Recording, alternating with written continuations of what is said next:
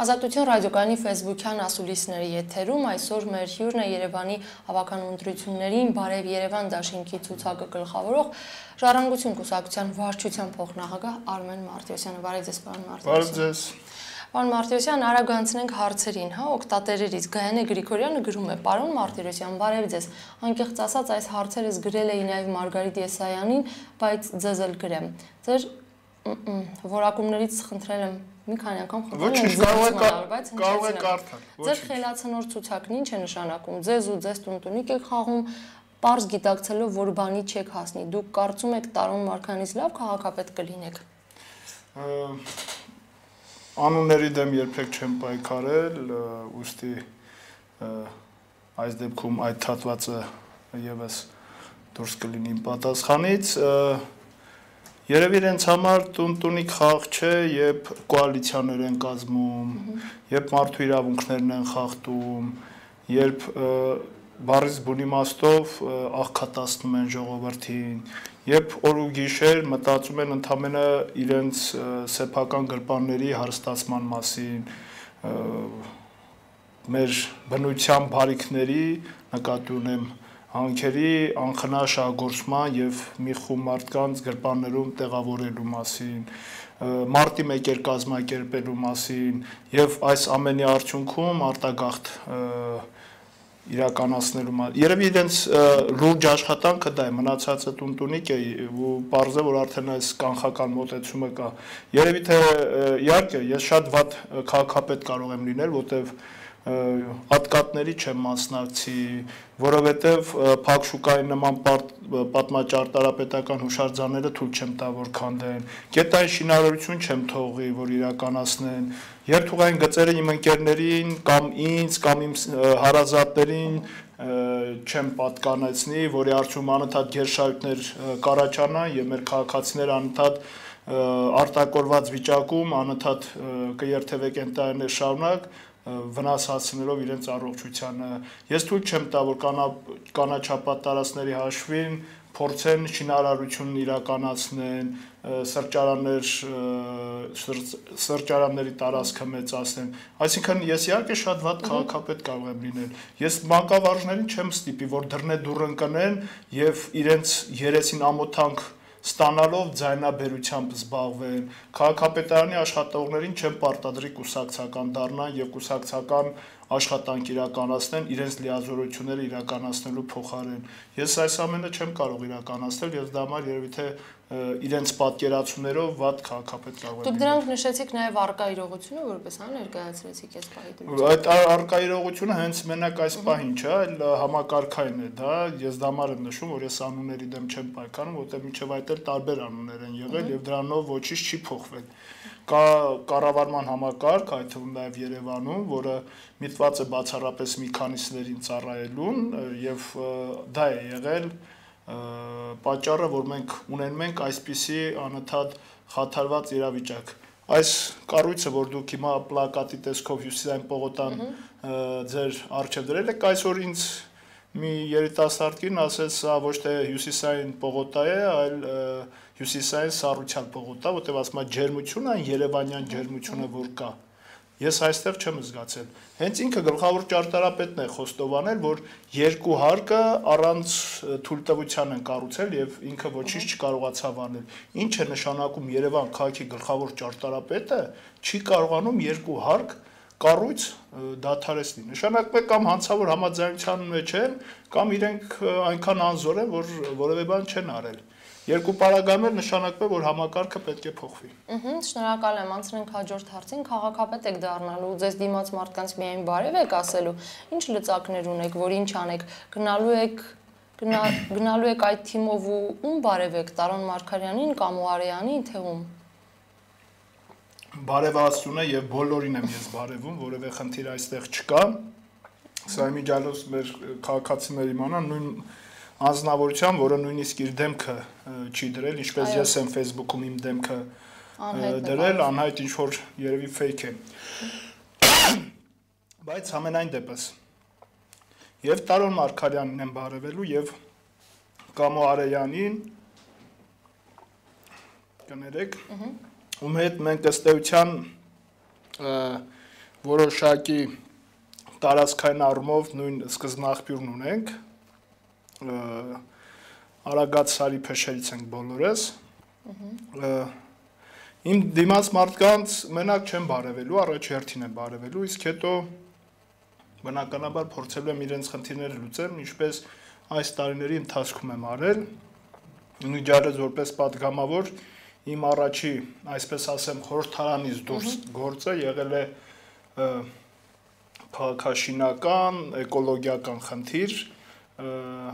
մարդու իրավունքների պաշտպանի գրասենյակը, որ հիմա կա, դրա դիմաց Պուշկին Երկանյան այդ խաշմերուկում մի փոքր պարտեզ կար, որը քաղաքապետարանի որոշումով, հետո կառավարության որոշումով, մի քանի որոշումներ հաջորդելով իրար, մի այնպիսի մեխանիզմ են արել, որի արդյունքում այդ կանաչ տարածքը պետք է դառնար հերթական բետոնապատ ինչ-որ տարածք։ Մեզ հաջողվեց այդ կանաչ տարածքը փրկել եւ հիմա այդ տարածքը եւս կա։ Ի ուրախություն քաղաքացիները առաջի հերթին կանգնեցին այդտեղ ոտքի եւ մեր լծակների միջոցով մենք կարողացանք հաջողության հասնել։ Բարև Երևան դաշինքի ոչ թե իմ գործունեությունը լինելու է այն, որ մենք այլևս թույլ չենք տալու, որ Երևանում որևէ քաղաքացիական հասարակություն, որևէ քաղաքացի պայքարի հետևանքների դեմ, դեռ որոշումների ընդունման ժամանակ եւ քաղաքացիական հասարակությունը եւ հասարակական գործիչները մասնագետ այդ ոլորտում եւ մեր քաղաքացիները պետք է հնարավորություն ունենան մասնակցել այդ որոշումներին, որպեսզի դրանք հավասարակշռված որոշումներ լինեն եւ մենք ի սկզբանե ճիշտ որոշումներ կայացնելով զարգացնենք Երևանը եւ ոչ թե անընդհատ հետևանքների դեմ պայքարենք։ Լավ, նույն օկտատները Գայանե Գրիգորյանը, ով ներկայանում է առանձնանկարի, գրում է նախագահին ու տեղն է դրել Ռաֆի Հովհաննիսյանը։ Այդ ինչ անտրամաբանական առաջարկներ են, այդ ինչ նամակագրություն է, ասելու բան ուներ, թող ասեր, էլի գնացել էր արդեն հասել նախագահական, փոխարեն ասելիք ասեր, կամերաներն անջատել տվեց ու հալքեվ հարցնելով դուրս եկավ։ Ուրեմն հերթական ապատեղեկատվություն է իր կողմից, Ռաֆի Հովհաննիսյանի հետ կապված այդ խնդիրը այլևս արծացվել եւ տրվել է, որ Ռաֆի Հովհաննիսյանը հակառակը կողմ է եղել, որ հրապարակային լինի, նախագահական նստավայրում են ասել, որ չի թույլատրվում, արողակարգ այդպեսին չէ։ Ինչ վերաբերում է իր ասելիքը ասելուն, ինքը իր ասելիքը ասում է եւ մինչեւ հիմա էլ առաջարկներ անում, որը բովանդակային առաջարկներ է, երևի թե տվյալ օկտատերը սպասում էր, որ Ռաֆի Հովհաննիսյանը պետք է մնացածի նման մտներ կոալիցիա, ունենար բյուջեից իր ատկատի չափը, ունենար տնտեսության մեջ իր օլիգարխիկ մենաշնորհային ոլորտները եւ այլ եւ այլ, ոչ, մեզ բովանդակային քայլեր են հետաքրքիր բացառապես եւ այդ բովանդակային քայլերը այդ առաջարկների տեսքով տրված է։ Կա մեր քաղաքացիների մի խումբ, որը ավելի արմատական լուծումների կողմնակից է, բայց մենք որպես քաղաքական գործիչներ առաջերտին Ռաֆի Հովհաննիսյանը, որը ժողովրդի այլևս վստահության քվեն ունի եւ ժողովուրդը իրեն է պարտավորեցրել, որ Հայաստանի այդ առաջնահերթ փոփոխությունները կյանքի կոչվեն, Ռաֆի Հովհաննիսյանը ունենալով նմանատիպ պարտականություն, ինքը կողմնակից է, որ հարցը, այս ճգնաժամը, որ առաջացել է, խաղաղ լուծվի։ Ընդհանրապես որոշները փորձում են այս ճգնաժամը կապել միայն ընտրությունների հետ, ոչ, սա ընտրական ճգնաժամ չէ, սա համակարգային ճգնաժամ է, որտեղ ընտրությունները դա ընդամենը այսպես ասեմ ակնհայտ են դարձնում իրողությունը եւ առավել են ակտիվացնում քաղաքացիներին, բայց մեր քաղաքացիները իրենց ձայնը տալով Ռաֆի Հովհաննիսյանին իրենք հենց փոփոխություններն են պահանջում, փոփոխություններ, որոնք պետք է լինեն բոլոր ոլորտներում, որտեղ եւ կոռուպցիան է մեր մոտ համակարգային, եւ տնտեսության մենաշնորհացումն է համակարգային, եւ այդ process-ը անընդհատ խորանում է, եւ մենք տեսնում ենք, որ գնալով փոքր ու միջին բիզնեսի շրջանակը գործունեության նեղանում է, օլիգարխներին լայնանում է, գնալով տեսնում ենք, որ տեսակարար կշիռը փոքր ու միջին բիզնեսի հարկեր տալու հետ կապված մեծանում է, օլիգարխիկ համակարգինը փոքրանում է, ուստի եւ սա համակարգային ճգնաժամ է եւ մեր քաղաքացին փետրվարի 18-ին իր մեծամասնության ձայնը տալով Ռաֆի Հովհաննիսյանին պարտավորեցել է, որ ինքը պայքարի եւ այդ փոփոխությունները կյանքի կոչի։ Շնորհակալ եմ, պարոն Մարտիրոսյան, Գայանե Գրիգորյանի վերջին հարցին անդրադառնանք ու անցնենք առաջ։ Գրել է անլուրջ եք ձեր ծրագրերում, սա լուրջ ընդդիմություն չի, այդ մասան ուղղակի դժգոհ մասան է, հերիք է գործիք սարքեք, ինչ պաշտոնի համար է պայքարում Ռաֆին հետաքրքիր է։ Որևէ պաշտոնի համար Ռաֆ Հովհաննիսյանը չի պայքարում եւ որևէ մեկը այսպես ասեմ ազատության հրապարակում գտնվողներից պաշտոնի համար չի պայքարում, այլ մենք պայքարում ենք նրա համար, որ վաղը չէ մյուս օրը ոչ թե փորձենք մեր խնդիրները Հայաստանից դուրս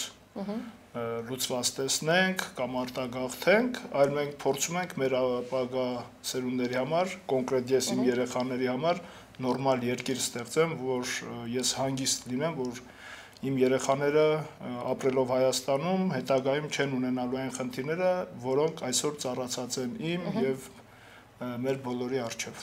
Լավ, Արսեն Մելիք-Սեթյանը ասում է, բարև, Ֆրանսիայից ինչով կարող է օժանդակել Սփյուռք այս իրավական պետություն կառուցելու քաղաքացիական պայքարում, ընդհանրապես ու կոնկրետ Երևանի ընտրությունների պայքարում։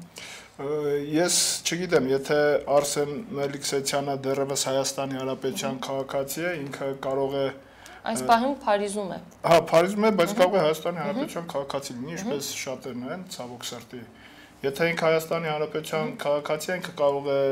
բարև Երևան դաշինքի հիմնադրամին գումար փոխանցել։ Եթե Հայաստանի Հանրապետության քաղաքացի չէ, կամ նույնիսկ նորից քաղաքացի է, ինքը կարող է բարև հիմնադրամ է բացվել, այլևս որը ժողովրդավարական գործընթացները խթանելու միտված գործունեություն է ծավալելու, կարող է այդտեղ գումար փոխանցել, սա ֆինանսական առումով,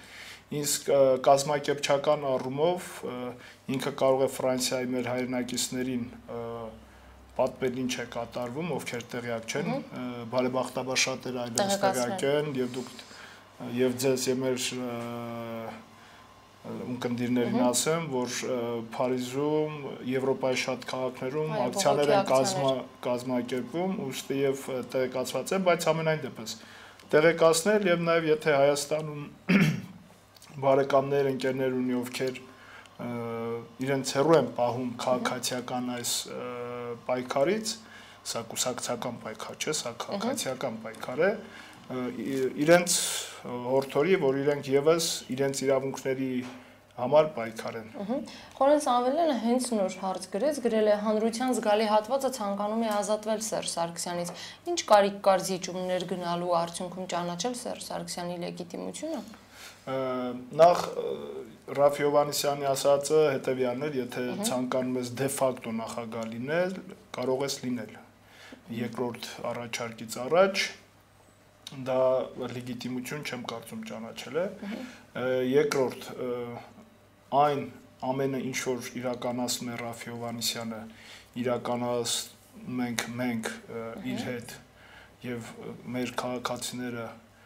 ազատության հրապարակում եւ Հայաստանի բոլոր ազատությունների հրապարակներում հետեւյալն է, այդ փոփոխությունները կյանքի կոչելն է։ Դրա համար է, որ մենք նաեւ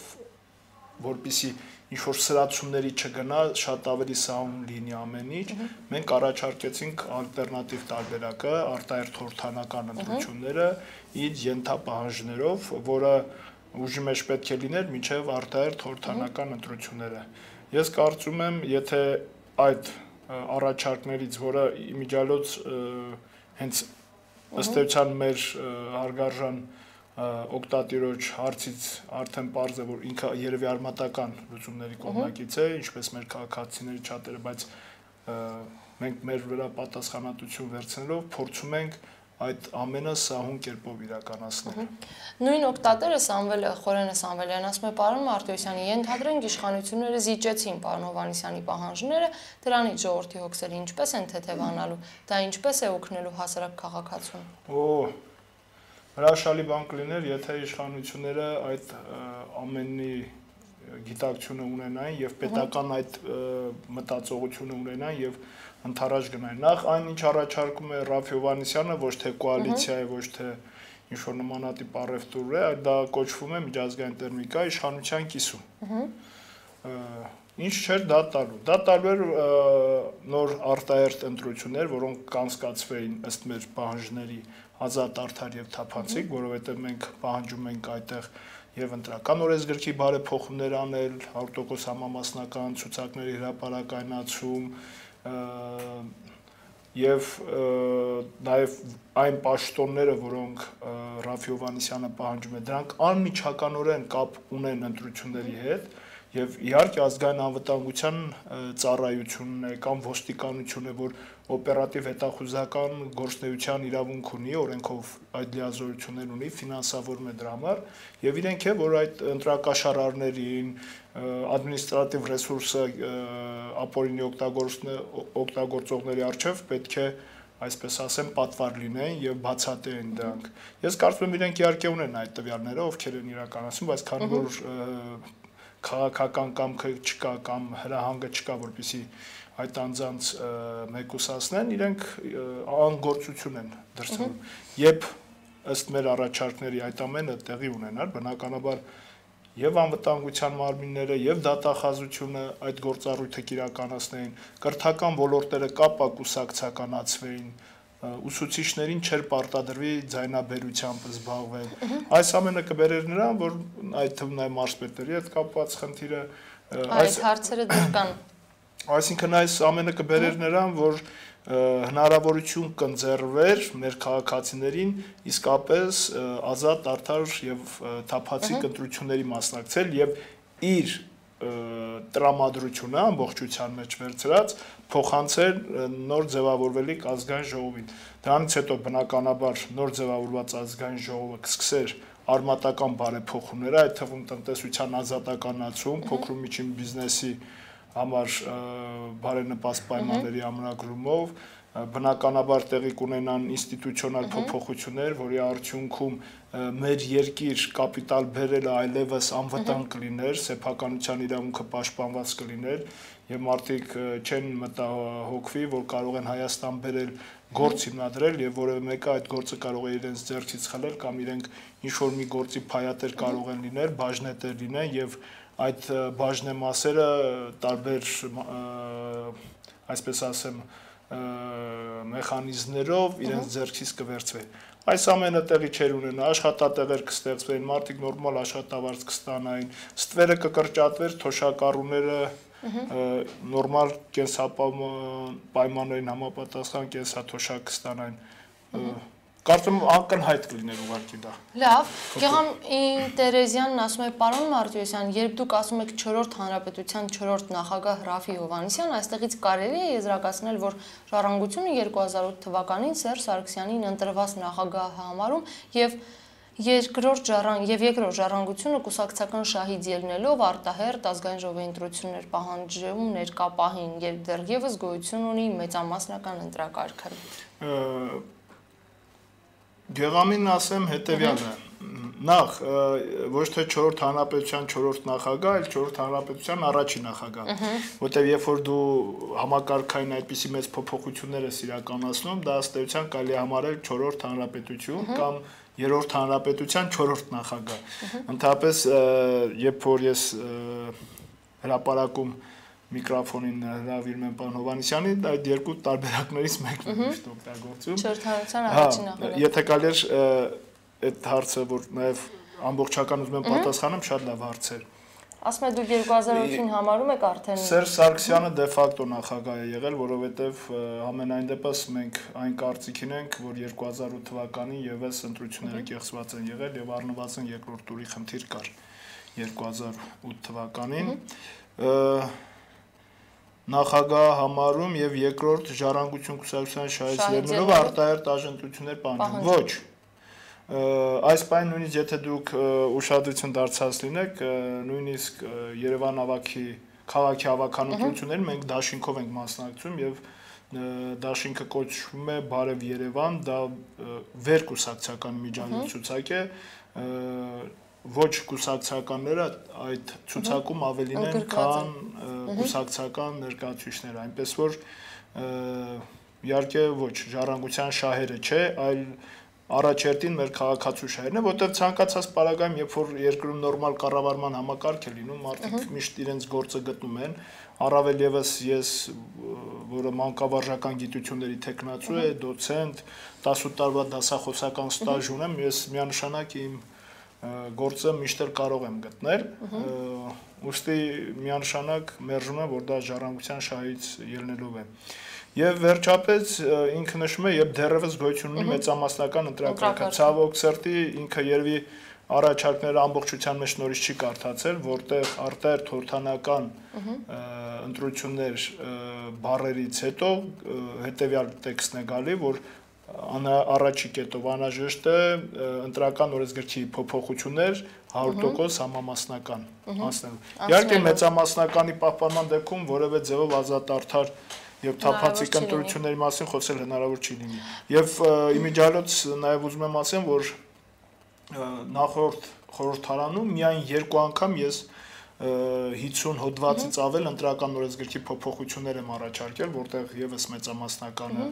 փոխարինել են բացառապես 100% անոց համամասնականով, ել չեմ խոսում նա մասին, որ վերջում հայեղափոխական դաշնակցության հետ ժառանգությունը այլևս ընտրական օրենսգիրք ամբողջովին կարելի ասել առաջարկեց։ Լավ, պարոն Մարտիրոսյան, ես պետք է խնդրեմ հակիրճ պատասխանել հարցերին, որպեսզի որտեղ բովանդակայիններ են։ Այո, համ անցնենք բոլորին։ Քարլոս Գրոս, այսպես է ներկայանում օգտատերն, ասում է, պարոն Մարտիրոսյան, դուք կարող եք հստակ գոնե 5 կետ նշել, թե ինչ եք պատրաստվում անել Երևանի համար։ Դուք միայն խոսում եք արդարությունից, սակայն ձեզ լսելով կարծիքը միայն մեկն է։ Աթոռակռիվ եք տալիս, դուք հստակ 2 բառ չեք կարողանում իրար կապել, թե ինչ եք ուզում, թե ուր եք գնում, ինչ եք պատրաստվում անել, դուք ինչ քաղաքապետ։ Այստեղ ես հարգելի Քարլոս Գրոսո, ձեր գրածի մի քանի տողերը չեմ կարդալ, որտեղ իրենք անձնական վիրավորանք են պարունակում, անցնենք առաջ։ Դուք ոնց կարող եք կառավարել Երևանը, եթե Երևանում 100-ից 80-ը ձեզ չի ճանաչում։ Հեն մնացած 20 հոգին էլ համոզված են, որ դուք մի խոսքով ձեզ չեն ճանաչում։ Հիմա հարցը Չէ, կարդացեք լրիվ կարդացեք, ոչինչ։ Լավ, համոզված են, որ դուք աննպատակ, անկազմակերպ, կամակատարներ եք ձեր աննպատակ կուսակցության։ Բավական դեմագոգությամբ զբաղվեք, ավելի լավ կլինի նստեք ձեր ազգային ժողովում, օրենսդրությամբ զբաղվեք, դուք ժողովրդի փոքր զանգվածի քվեն, դրա համար եք ստացել, այլ ոչ թե որ թողեք ձեր գործն ու աթոռակռիվ տակ ու մեծ խոսեք։ Նայեք Տարոն Մարգարյանի կատարած աշխատանքն Ավան համայնքում եւ ընդհանրապես Երևանում, ու ինքներդ ձեզ հարցրեք, գոնե այս ամենի 10%-ը կարող եք անել իմ աննպատակ կյանքի ողջ ընթացքում։ Իմ մի խոսքով։ Եթե իմ կյանքն է աննպատակ, ես չգիտեմ ձեր կյանքը որքանով է բովանդակային եղել, բայց իմ կյանքը երբեք աննպատակ չի եղել, միշտ բովանդակությամբ հարուստ է եղել։ Նույն Գայանեի, այսպես ասեմ, շարքում էր գտնվում, խնդիր չեմ տեսնում, քաղաքական պայքարը եւ նմանատիպ հարցադրումներ կարող են լինել, աթոռակռվի մասին է խոսում, չգիտեմ, դուք ինձ ասում եք կարճ խոսեք, ինք ասում է ընդհանուր պատասխանել։ Բանը հարցերին չեք պատասխանում, կետեր չեք ասում, նորից եմ ուզում կրկնել։ 5 կետերից առաջի հերթին լինելու է հետեւյալը։ Բոլոր տեսակի պաշտոնատար անձինք, որոնք քաղաքապետարան են ենթարկվում, իրենք անմիջապես ապա կուսակցականացվելու են։ Կլինեն դրանք մանկավարժներ։ Իմիջիալոց նմանատիպ հարցադրումներ անողները նաև վախեցնում են, որ երբ որ փոխվի հանկարծ հանրապետական կուսակցությունը չլինի ավականյում, նույնիսկ էական չի Տարոն Մարգարյանը, թե որևէ մեկը, որտեղ այնտեղ կա որոշակի խումբ, որը ըստ էության ինքն է որոշում, որտեղ քաղաքապետերը փոխվեցին, նույնիսկ եմ կրկնում, բայց գործելավոճը նույնն է մնում։ Համենայն դեպս, երբ որ գա Արմեն Մարտիրոսյանը, բոլոր ուսուցիչներին դպրոցը Արմեն Մարտիրոսյանը, որտեղ սա բարև դաշինք է։ Բոլոր մանկավարժներին, ուսուցիչներին դպրոցներից անելու է, բոլոր դաստիարակներին, մանկապարտեզներից անելու է։ Ինչ է անելու։ Չգիտեմ ինչ եմ անելու։ Ես երևի հրեշ եմ եղել, մինչև հիմա չեմ իմացել, իրենք բարի հրեշտակ են եղել, այնքան բարի հրեշտակ են, որ մարդիկ իրենց այդ պայծառ լույսից փախնում են Հայաստանից 100,000-ներով, եւ մենք հրեշներն ենք, որ գալու ենք եւ հանենք։ Բացարձակ հակառակը ուսուցիչները ազատվելու են ձեր ապօրինի, այ հենց այսպիսի նաև մարդկանց, ես համոզված եմ ինքը այդ համակարգի աշխատող է նաև իրենց ապօրինի հրամաններից։ Դա մեկ։ Երկրորդ, տրանսպորտային խնդիրը անմիջապես լուծվելու է, որովհետև այն ամենը, ինչ կատարում է Հայաստանում, ընդամենը մեկ պատճառ ունի։ Ինքը ես համոզված եմ առավոտյան 16 թաղամասից հենց երկրորդ կանգառից արտակորված վիճակում չի ամբողջ օրը հասնում կենտրոն կամ կենտրոնից էլ մի փոքր հեռու, 1 ժամ եթե արտակորված որևէ երթուղային տաքսում նստեր, այսպիսի խոսքեր չէր գրի, դրանում համոզված եմ, բնականաբար տրանսպորտի հարցն է լուծվելու։ Այստեղ եւս քաղաքական կամքի խնդիր է, ուրիշ որևէ խնդիր գոյություն չունի։ Երրորդ, այս քաղաքաշինական խնդիրները, որոնք առաջացել են, սրանք պետք է անպայման լուծում ստանան։ Եվ գլխավոր հատակագծի ճշգրտման ձևով, եւ կենտրոնի, այսպես ասեմ, բեռնաթափման շնորհիվ որևէ կետային կառուցապատում այլևս չպետք է տեղի ունենա Երևանում։ Ամեն ինչ պետք է լինի պլանավորված, ծրագրավորված, գլխավոր հատակագծին համապատասխան։ Չորրորդ, նորից շարադրեմ, որովհետև մեկ-մեկ մարդիկ դժվար են հասկանում եւ լսում։ Առաջի խնդիրներից մեկը պետք է լինի բնականաբար նաեւ մեր ճանապարհների որակի խնդիրը։ Իրեն շատ է գոհացնում, ես շատ ուրախ եմ, որ ինքը հրաշալի ճանապարհներով է ընթանում, բայց ավելի հարմարավետ մեքենայով կամ գուցե ավելի հարմարավետ մեքենայով, բայց ցանկացած պարագայում որքան էլ մեքենան հարմարավետ լինի Երևանում, այն որոշակի ժամանակ հետո շարքից դուրս է գալիս։ Ես չեմ ցանկանում, որ ասֆալտը, որը փռվել է ընդամենը 3 ամիս առաջ, ինչ որ մեծ դեֆեկտներ ունենա։ Ես չեմ ցանկանում, որ որոշակի ժամանակ հետո անհրաժեշտ լինի նորից ասֆալտապատելու։ Ես չեմ ուզում, որ ատկատներ լինեն այդ բնակավարում։ Ես չեմ ուզում ընդհանրապես ատկատներ լինեն Երևանում։ Սա լինելու է իմ 4-րդը եւ 5-րդը բնականաբար սանմաքրման աշխատանքները շատ կարևորագույն տեղ են գրավում եւ Փառք Աստծո 21-րդ դարում նույնիսկ խնդրում եմ, որ այդ աղբը ինչ որ կազմակերպություններ վերցնեն։ Դրամաշայտել։ Իսկ մենք դեռևս շատ մեծ գումարներ ենք ծախսում եւ որակյալ սպասարկում չենք ստանում։ Այս ամենը փոփոխվելու եւ ինքը նորից այդ պիտակավորումները որ կայս հանգիստ եմ տանում, իմիջիալոց ասեմ, բայց փոխարենը մենք ենք խնդրում չգրել այդպիսի պիտակավորում։ Ոչինչ, հիմա տեսեք, հետաքրքիր բան է, իրանց շատ սիրած իշխանությունների ժամանակ հենց այն ժամանակ թաղապետ էր փոխվում կամ քաղաքապետ է փոխվում, անմիջապես սանմաքրման աշխատանքներ կատարող ընկերությունը փոխվում է եւ այս մեկի ընկերն ու կամ հենց իր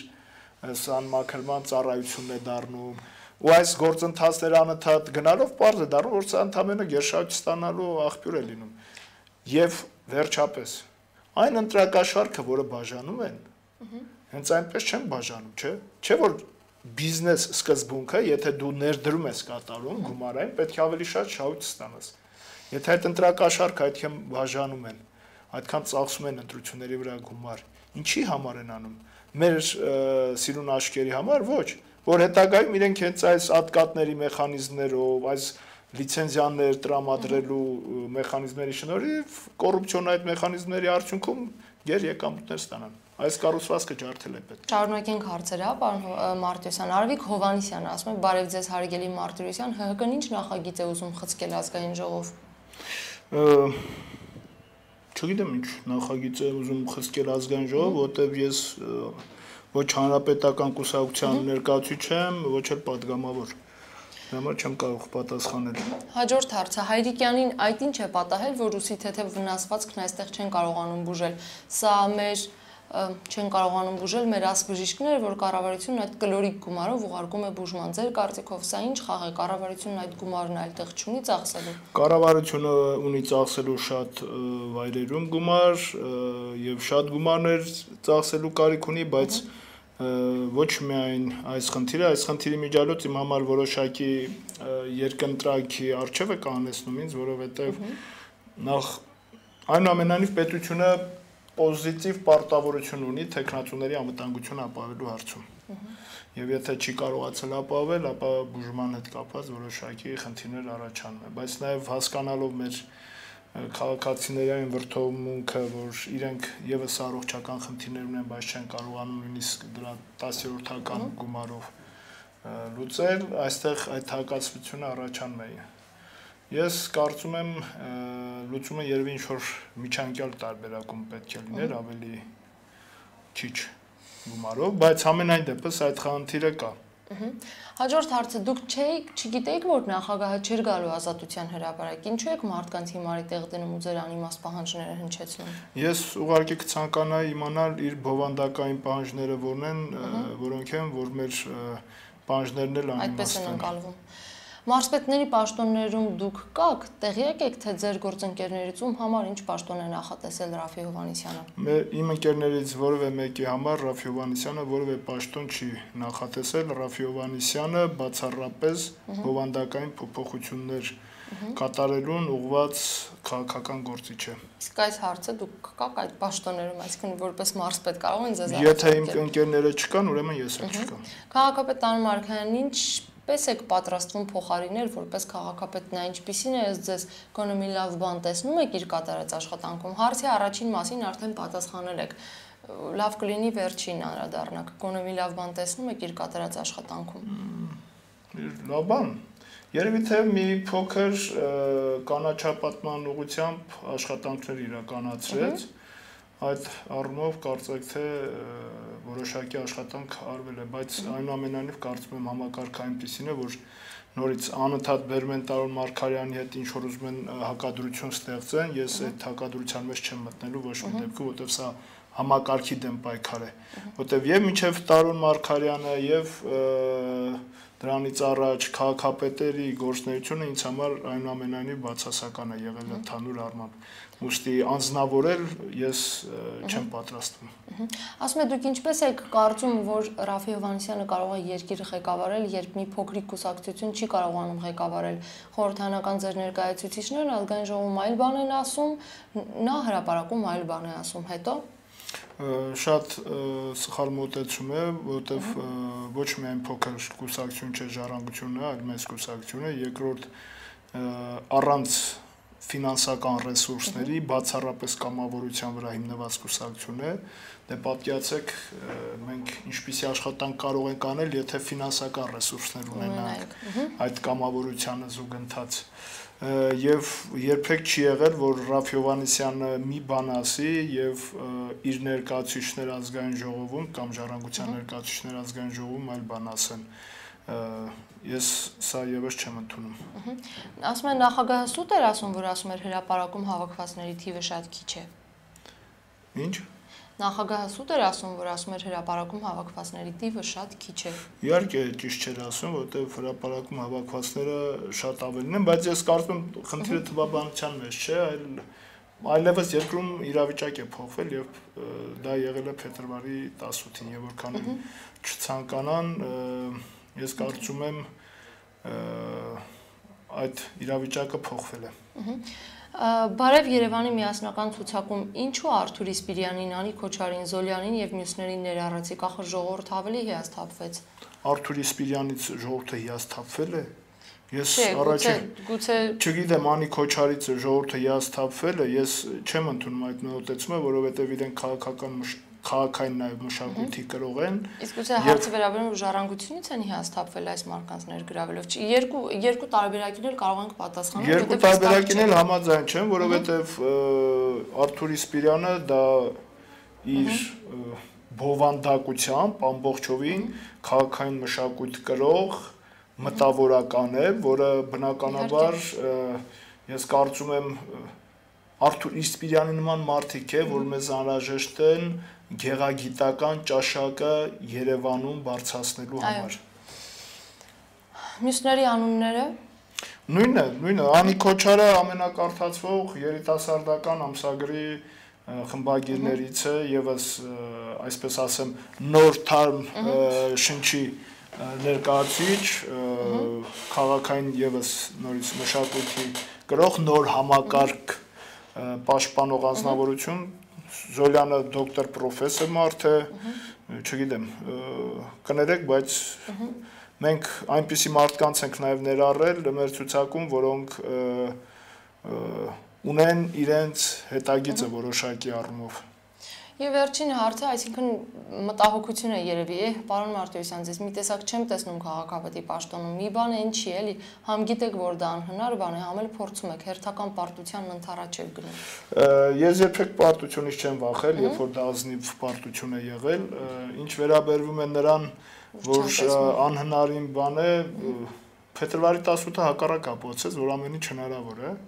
իմիջիալոց, ինչ վերաբերում է չենք տեսնում, իհարկե, մինչև հիմա դուք տեսել եք տարբերակ, երբ այդ ամենը ծառայեցվել է բացարձակ մի խումբ մարդկանց համար եւ ձեզ համար տարօրինակ կարող է լինել, այդում նաեւ ինձ որպես падգամավոր չեն տենում, ասում են ինչ падգամավոր, որ մի հատ գործ դրած չլնես, բիզնես չունենաս, սև ջիպ չունենաս, ինչ որ sense հետևիցդ քայլող մարդիկ չունենաս, նույն կերպ եւ չէին պատկերացնում այդպիսի падգամավոր, նույնիսկ ոստիկանության տեսուչներից մեկը Վանաձորում կանգնեցրեց մեքենան եւ իր մոտ մտահոգություն էր առաջացել։ Համարը падգամավորի է, բայց մեքենան падգամավորի չէ։ Այսինքն Opel մեքենան իր համար, Opel Vectra մեքենան падգամավորի մեքենա չէր կարող լինել։ Իրեն թվացել էր, թե համարանիշը գողացել են եւ դրել են ինչ-որ մեքենայի վրա։ Եվ միայն փաստաթղթերի ստուգումից հետո ինքս են զարմացած, որ падգամավոր կարող է Opel Vectra մեքենա։ Երևի նույն պատկերացումների շրջանակում է։ Լավ, Սուսիկ Մնացականյան, պարոն Մարտիրոսյան, ինչի՞ց եք վախենում, որ վճռական քայլերի չեք գնում։ Խնդրում եմ, հայ կերճ։ Շատ բովանդակ։ Այ այսպիսի հարցերը իսկապես որ բովանդակություն են բանակում շատ լավն է։ Ինչից ենք վախենում։ Հարգելի Սուսիկ, ցանկացած պարագայում քաղաքական գործիչները, ովքեր իսկապես քաղաքական գործիչ են եւ բացառապես քաղաքականությամբ են զբաղվում, իրենք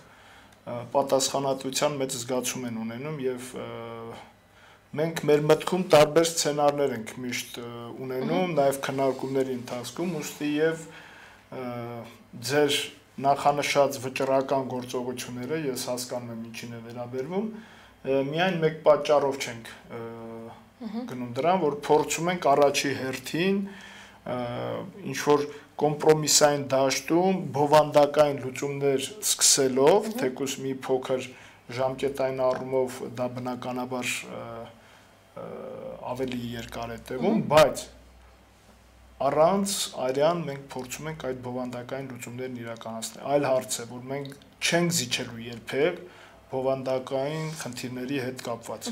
Այդ բարեփոխումները Հայաստանին օդ ու ջրի պես անհրաժեշտ են, օդ ու ջրի պես։ Ուստի եւ մեր մտավախությունը բացառապես դրա հետ է կապված, թեև ես այն համոզմունքը ունեմ, որ մարտի 1 այլևս չի կարող կնկնվել մի շարք պատճառներով, բայց ցանկացած դեպքում մենք փորձելու ենք բոլոր միջոցները, հանգիստ միջոցները, միջև ձեր ասած արմատական քայլերը։ Շնորհակալ եմ, այստեղ Գևորգ Գևորգյանը մի շարք հարցեր, մի փորձենք բլից հարց ու պատասխանի տեսքով, հա, անցնենք։ Գևորգ Գևորգյան, պարոն Մարտիրոսյան, ձեր տեսլականը ապրիլի 9-ի վերաբերյալ։ Լավ է լինելու։ Հանրության աջակցությունն այս օրերին ավելանում է թե նվազում։ Ես կարծում եմ ավելանում է, առավել եւս խորքային process-ներն են, որ ընթանում են եւ գումարած դրան չի կարող նվազել մի գործընթացի նկատմամբ հետաքրությունը եւ ամբողջ աշխարհից մինչեւ այսօր Ֆինլանդիայից ենք ստացել, որտեղ շատ նվազ թվով հայեր կան, Լեհաստանից ենք ստացել, որոնք այո, ինքնակազմակերպում եւ այդ աջակցությունը հայտնում են, չի կարող լինել։ Ձեր տեսակետը տատիկների եւ հարբած մուժիկների տեսքով ամեն օր հայտնվող սադրիչների վերաբերյալ։ Բարով գան, բարով գնան։ Կարծում եմ Սերժ Սարգսյանն էլ է ձեռնտու ընդունել Ռաֆի Հովհաննիսյանի պահանջները, ինչը լավ հնարավորություն է գործող նախագահի համար ձեռբազատվելու ձայն բերած ու դրան ձեռքը կրակննգած մի շարք պաշտոնյաներից, ինչ կասեք այս մասին։ Ամբողջովին համաձայն եմ ձեզ հետ։ Հայկի վերաբերմունքը Ռաֆի Հովհաննիսյանի նկատմամբ ինձ համար անհասկանալի է, ինչ որ բանով ձեզ սատար լինելու փոխարեն նա մի բան էլ պարսավում է։ Խանդն է պատճառը։ Միգուցե։ Կարծում եմ նախագահական ընտրությունների ձեր ամենամեծ բացթողումը ժառանգությունը ներկայացվող վստահված անձերի հանձնաժողովի անդամների սակավության խնդիրը հավաքանու ընտրություններին չի կրկնվի։ Պատրաստ եք բոլոր տեղամասերում ձեզ նվիրած մարդիկ ունենալ։ Ամբողջովին համաձայն եմ ձեր գնահատականի հետ, ցավոք սրտի մեր քաղաքացիների մի մասը չէր հավատում, որ այդպիսի իրավիճակ է լինելու եւ ինքը չէր սպասում, որ իր հարևանը եւս ձայնը տալու է, բայց այլևս այդ իրավիճակը փոխվել է, առավել եւս ցանկացած պարագայում այս դեպքում կազմակերպչական առումով կենտրոնացում է տեղի ունենալու եւ Երևանի ավականու ընտրություններում չի կրկնվի։ Ինչ ելքեր եք տեսնում ստեղծված իրավիճակից հարգանքներով Գևորգ Գևորգյան։ Ելքը տեսնում եմ Ռաֆի Հովհաննիսյանի առաջարկների ընդունումը նախագահի կողմից, Սերժ Սարգսյանի կողմից, այդ դեպքում բնականաբար մենք ունենալու ենք միանշանակ թռիչքացավ զարգացում, Հայաստանը նկատի ունեմ։ Լևոն Գրիգորյան, ձեր իսկ ընտրվելուց ինչ կարևոր փոփոխություններ կտեսնեք Երևանում։ Հարգելի Լևոն, այս հարցին արդեն մի քանի անգամ պատասխանել եմ, բայց այդ բոլոր փոփոխությունները բովանդակային են լինելու եւ համակարգային։ Ես մի կառավարման մոդել եմ մտցնելու եւ քաղաքապետից շատ քիչ բան է կախված լինելու եւ ամեն մի պաշտոնատար անձ վարչության պետք է լինի, ավագ մասնագետ կլինի, մի խոսքով ամեն մեկը իր գործն է անելու։ Ես ընդհանրապես պետք է համակարգեմ եւ այդ աշխատանքների քաղաքական ուղղվածությունը ապավեմ քաղաքապետարանի։ Կարինե Վանյանն ասում է, չէ՞ կարծում, որ ժառանգությունն իզուր է այդքան ողջևորվել եւ իրոք ոչ թե ձեզ են տրվել այդ ձայները, այլ այդքան մարդ պարզապես դժգոհ է այս իշխանությունից, անկասկած այդ դժգոհների թիվն ավելի մեծ է, ուղղակի այդքանը համարձակվեցին բարձրաձայնել, թե ժառանգությունը միշտ էլ մասնակցել է տարբեր ընտրությունների եւ երբեք մեծ թվով քվեներ չի ստացել։ Այդքան էլ համաձայն չեմ իր հետ, որովհետեւ առաջի հերթին այլ տեխնացուներ եւս կան եւ եթե դա ընդդեմ իշխանության ձայներն էր, ապա պետք է բաշխվեր նաեւ մնացած տեխնացուների միջև։ Երկրորդ ժառանգությանը այնպես չէ որ միշտ էլ քիչ ձայն են տվել։ Մենք 2007 թվականի ընտրություններին Երևան քաղաքում պաշտոնապես երրորդն ենք, շատ քիչ տարբերությամբ հանրապետականից եւ Բարգավաճ Հայաստանից, թե երկրորդն ենք նույնիսկ չեմ էլ այնքան շատ էր ձայները։ Սա այն դեպքում, երբ որ էլի նորից համատարած կեղծիքներ, իսկ մենք հանձնաժողովում անդամ էլ չունենք, իսկ 2012-ին մի փոքր այլ քաղաքական իրավիճակ ստեղծվեց, երբ որ ընդդիմության դաշտը մեր գործընկերների թողտվության պայմաններում գնաց դեպի այլ ուժեր, այդ թվում նաև Բարգավաճ Հայաստան, որի արդյունքում նաև ճիշտ է, եթե ես ասեմ, որոշակի առումով մեր քաղաքացիների համար նաև խնդիր էր մեր ցուցակը, իրենք այդքան էլ փաստորեն հակված չեն տեսնելու ժառանգություն եւ ազատ դեմոկրատներին միասնական ցուցակում, ինչը բազմաթիվ անգամներ բարձրաձայնեցին, ամենայն դեպս այս երկու գործոնը դեր խաղաց, 2013 թվականին այլևս ստեղծված իրավիճակում եղավ այն, ինչ եղավ եւ ընդդիմադիր էլեկտորատը եկավ իր բնական վիճակին միջարից ընդդիմադիր էլեկտորատը Հայաստանում միշտ մեծամասնությունն է եղել եւ կարծում եմ քաղաքագիտական առումով ինչ որ սխալ կա այն պահը որ սա ընդդիմություն է ոչ սա իրական մեծամասնություն է ինչ վերաբերվում է այս փետրվարի 18-ին բնականաբար ձայները շատ ավելին են քան 500,000-ը որտեվ դուք ինքներդ ունեք ձեր տեսաշարերում, թե ինչպես են Ռաֆի Հովհաննիսյանի ձայները գողանում եւ տեղադրում Սերժ Սարգսյանի ձայների վրա։ Լավ, նորից հարց ու պատասխանենք բլից։ Թորգոմ Աշճյան, բարև, ցանկալի է, որ բոլոր հակառեժիմային ուժերը համախմբվեին Բարև Երևանի շուրջը եւ ընդհանուր ճակատով գնային դեպի ավականի ընտրությունները։ Համաձայն եմ։ Այս վճռորոշ պահին մի կողմ դնելով ամբիցիաները, Խանդեքենը, Շահը եւ այլն համախմբել Բարև Երևանի բոլորի ամենահեղինակավոր առողջ ուժերը։ Հնարավորինս փորձել ենք այդպես անել եւ ամբողջովին համաձայն եմ, որ ամբիցիաները մի կողմ պետք է դնեն, Խանդը եւս չեմ ուզում արդարանալ, բայց չի եղել որևէ քաղաքական գործընթաց, որտեղ ժառանգությունը ընդդիմության կողքը կանգնած չի եղել, անկախ նրանից մեր գործընկերներից ով է եղել։ Եվ մենք բովանդակային պաշտպանություն չենք իրականացել, հեռվից հեռու չենք ասել իրենց հետ էլ չէ, ժողովրդի հետ ենք եւ վերջ։ Հանրապետական կուսակցություններն է ասում, ես ժողովրդի հետ եմ, ժողովրդի դեմ ոչ մեկ հլը չի ասել, ես ինչքան հիշում եմ։ Եվ ցանկացած դեպքում այս դեպքում եւս մենք ամբիցիաները մի կողմ դրել ենք եւ նույնիսկ առաջարկեցինք իսկապես շատ լավ սկզբունքային քաղաքական գործիչ, որը նաեւ Երևանի խնդիրներով շատ մտահոգ է եղել Դաշնակցությունից Լիլիթ Գալստյանին այդ համատեղ ցանկի առաջի համարում տեսնել, բայց չեղավ։ Կներեք։ Լավ, անցնենք բլիցին։ Զգոն լինել հրապարակավահազանգել ռեժիմի բոլոր անօրեն քայլերը։ Համաձայն եմ։ Հակադրություն կազմակերպել կրիմինալ տարրերի դեմ, որոնք հատուկ ծառայությունների ղեկավարությամբ կլինեն ռեժիմի հիմնական հատվածային ուժը, այսինքն սրանք հարցեր չեն, առաջարկներ են։ Առաջարկներ են, ընդհանրապես իմիջիալոց շատ ճիշտ առաջարկներ են, որովհետև ես համոզված եմ, որ ուժային կառույցի ներկայացուցիչները միևնույն է ժողովրդի կողքին են միշտ։ Եվ ոստիկանությունը, եւ ազգային անվտանգության ծառայությունը, եւ բանակը միշտ ժողովրդի կողքին են լինելու։ Մորատորի ոչ մի ներքին բանավեճ, շեղում, սադրանք, հուսալում, դավաճանություն, հուսալքում։ Լրիվ համաձայն եմ։ Շարունակել մշտապես բարձրաձայնել ժողովրդի ոգին,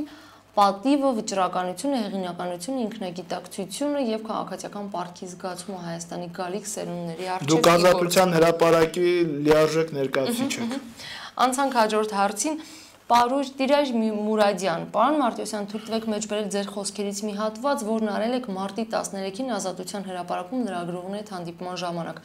Գործը ապրիլի 9-ին չի հասնի, որովհետև իշխանության մեջ ոչ միայն քրեաուլի գարխիկ տարերն են, այլև քաղաքականապես ողջախոհների ես հույս ունեմ, որ երկխոսության մեջ կմտնեն։ Մենք պաշտոնների համար չենք պայքարում, առևտրի մենք չենք մտնում մեջ։ Մենք առևտրական չենք։ Ասացիք, խնդրեմ, այդ ինչպես եղավ, որ ձեր խոսքերին չհաջորդեց 10 օր եւ դուք գնում եք առևտրի։ Եվ որն է առևտուրը։ Ես իմիջիալոց այնինչ ասել եմ, ամբողջովին վերահաստատում եմ, որ ես հույս ունեմ, որ մինչև ապրիլին չի հասնի եւ ողջախոհ ուժերը իշխանության մեջ գտնվող այնուամենայնիվ մեծամասնություն կկազմեն Սերժ Սարգսյանի մոտ եւ այդ բովանդակային առաջարկները կընդունվեն։ Բովանդակային առաջարկները, եթե դուք համարում եք առևտուր, եթե դուք արտահերթ խորհրդանական ընտրությունները համարում եք առևտուր, եթե երաշխիքները, որը առաջ հերթին ընտրական օրենսգրքի փոփոխություններով պետք է լինի, համարում եք առևտուր, եթե գործադիր լծակներ ունենալը, որպեսզի ապահովեք այդ փոփոխությունները ընտրական օրենսգրքի, որպեսզի այն կյանքի կոչվի, համարում եք առևտուր, եւ եթե միջև տարվա վերջ խորհրդանական ընտրությունները գործող այդ պայմանագիրը համարում եք առևտուր, ապա ձեր պատկերացումը առևտրի վերաբերյալ շատ սխալ է։ Երևի ձեր պատկերացումը իրական գործընթացի վերաբերյալ եղել է միջև այժմ եղած կոալիցիաները, եւ սա ձեր համար առևտուր է։ Շատ շնորհակալ եմ։ Մեր հյուրն էր Արմեն Մարտիրոսյան, ով գլխավորում է Բարև Երևան դաշինքի ցուցակը։ Շնորհակալ եմ։ Շնորհակալություն։ Պարոն Մարտիրոսյան, առաջին անգամ այս ֆորմատով հաղորդման, ձեր կարծիքը մեզ իսկապես հետաքրքիր է։ Շատ նորմալ, ես ընդհանրապես չեմ վախում հարցերից, որովհետև խնդիր չկա։ Հա, խնդիր չկա, բարձր քաղաքական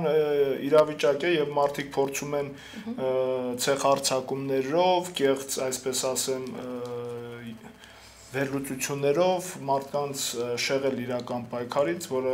բարեբախտաբար միևնույն է չի հաջողվում, որտեվ նմանատիպ հասկանում եք, իրենք արդեն որյորդ փուլն են, նույն բանն են կրկնում եւ ամեն փուլի ավարտում միշտ սխալ են լինում։ Ամենասկզբում ասում են Ռաֆի Հովհաննիսյանը մեկա ձայն չի հավաքելու, ժողովրդընտրությունների չի գնալու, իշխանությունը, այսպես ասեմ, սահուն կերպով կվերարտադրվի։ Դրանից հետո տեղի ունեցավ փետրվարի 18-ը։ Փետրվարի 18-ից